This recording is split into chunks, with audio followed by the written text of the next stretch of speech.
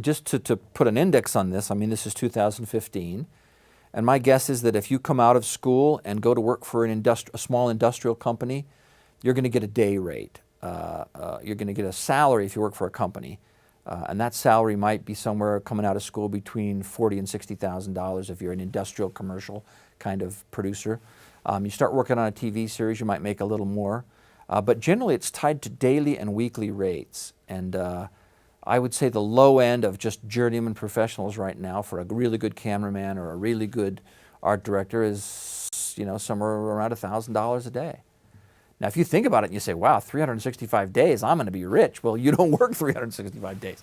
There's prep, there's all the relationship maintenance we talked about earlier. So, but when you get a producer and you've got just a salaried job, I would say the most ambitious side is if you're working for a production company in Los Angeles, you might make $300,000 or $400,000 a year. That's a lot of money. But you're also living in a house where the house payment is absurd and your cost of living is ridiculous. If you're working in a small town, marginal market, doing really great, heartfelt documentaries and news stories, you're going to make somewhere between $50,000 and $70,000 a year. I think if you own and create your own television series and have all the associated rights that gives you, then you're pretty much in great shape and don't have to work again. Anybody who's been a showrunner on a network show or who's been the producer who's generated a project and owns it is in great shape, because it's just like owning real estate. You'll keep exploiting it for as long as you and your descendants live.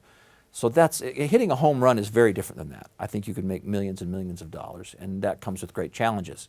That can make you incredibly happy, or it can make you incredibly miserable, depending on how you handle the new wealth and fame.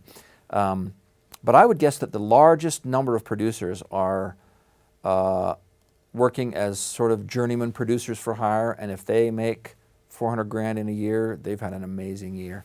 And that's living in LA and spending $300,000 a year just to be there. So it's kind of a net game, you know.